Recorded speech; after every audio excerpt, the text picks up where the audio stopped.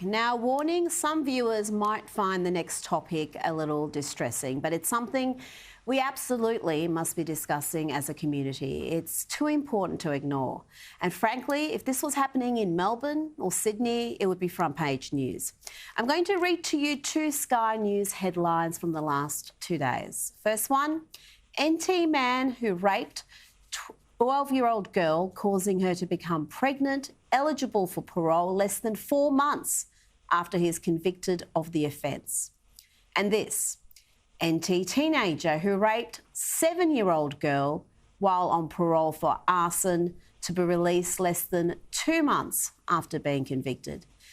Now, I've asked our Northern Territory reporter Matt Cunningham on the program to discuss these two stories. Matt, how can such horrific crimes see such lenient sentences?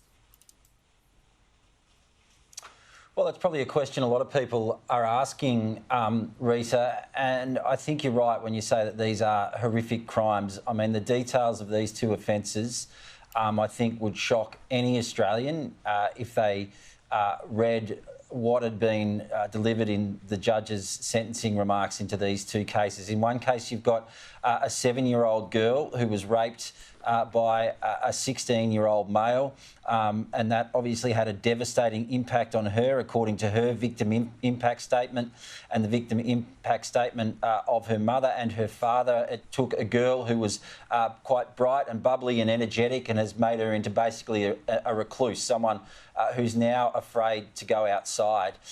In the case of the other girl, perhaps even more shocking, Rita, this is a 12-year-old girl who was raped in a community outside Tennant Creek. Now, the incident happened in 2017, but the perpetrator, was sentenced for this incident only 3.5 months ago. In this case, the 12-year-old girl who was raped by the 23-year-old man fell pregnant.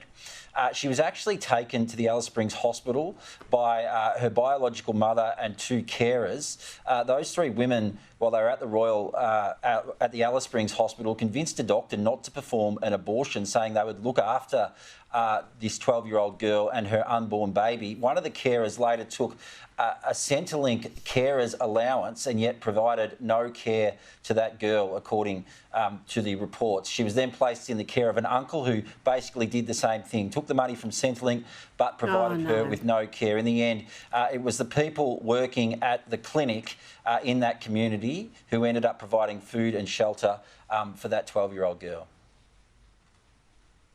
Just shocking cases, and you read about the case of the offender who raped that 7-year-old child, and his own story is harrowing and heartbreaking, but it can't be an excuse for what he inflicted on a defenceless child. And you just fear that this cycle of abuse is going to continue and there's going to be no meaningful improvement for these kids. Well, Jacinta Price made exactly that point yesterday when she was speaking to James Morrow, and she said, and she's obviously been campaigning on this issue, well, certainly for as long as I've known her and for a long time before she entered the federal parliament, but she's saying until we end this domestic and family violence, we're not going to see an end to these sorts of issues. So that 16-year-old child that you're talking about, according to the court documents, he suffered from extreme PTSD because of the horrendous abuse, domestic violence that he'd seen his father inflict on his mother. Now, as you say, none of this is an excuse for that horrific offence. The rape of a 7-year-old girl, I don't think anyone could excuse under any circumstances. But when you're looking at the environment in which these kids are growing up, this child, this 16-year-old, he's 18 now, had been referred several times to the Child Protection Department because of the abuse that his father had meted out against his mother, and then the alcohol abuse that his mother had been involved in. He also suffered from fetal alcohol spectrum disorder. So, you know, these are just shocking incidents, and yet somehow, you know, they're allowed to continue to occur. I've been having these conversations with, you know, people on programs like this, Rita, for nearly 7 years, but not a lot changes. Malcolm Turnbull, when he was Prime Minister, went to Tennant Creek in 2018 after the horrific rape of a 2-year-old child. Well, you know, we see just through these cases, you know, two now that we've reported in the matter of 2 days, you can see it's not an isolated incident, and yet nothing seems to change. And if it was happening in Melbourne and Sydney, I think it would be leading the news service for a week, and it would be getting the sort of coverage crimes like this deserve. And shouldn't we, Matt, as Jacinta Price said, be focusing on doing something about this instead of worrying about amending our constitution or changing Australia Day?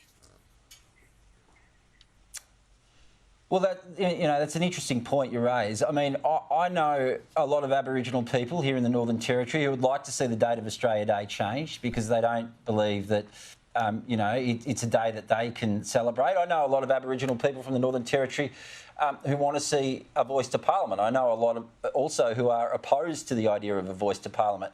One thing I would say is that if we devoted as much time speaking about issues like this, the domestic and family violence, I mean, just last week, the Northern Territory Police Commissioner revealed that police had responded to 97 domestic and family violence incidents in the Northern Territory, a place with a population of 250,000 people, in just one day. Now, if we devoted as much time speaking about some of those issues as we do speaking about changing the date of Australia Day or an Indigenous voice to Parliament, then maybe, perhaps, Rita, something might change. But how can we elevate these issues? I mean, we'll talk about it on this program, we'll talk about it on Sky News, but it seems so many people, Matt, are terrified to actually even broach this subject because there can be blowback, and you've experienced that yourself by just reporting, not even giving commentary or opinion, by just reporting some of these cases, you can get attacked for being seen as, I don't know, racist. I mean, I don't know how you could possibly be racist if you care about the plight of Indigenous kids, but that does happen with some of the activists. Well, there's all sorts of, absurd commentary that happens on Twitter, as you know, Rita.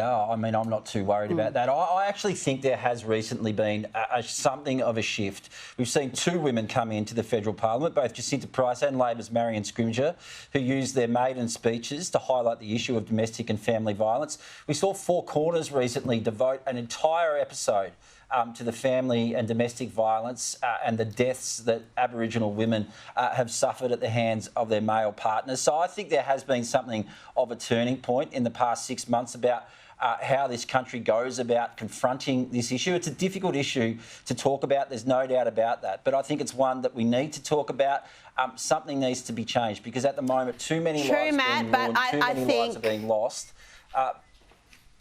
Absolutely. And you know what? We've run out of time tonight, but we will come back to this because it's too important not to cover adequately. And when you've got Indigenous women 30 times more likely to be hospitalised due to domestic violence than non-Indigenous women, then there's something terribly wrong.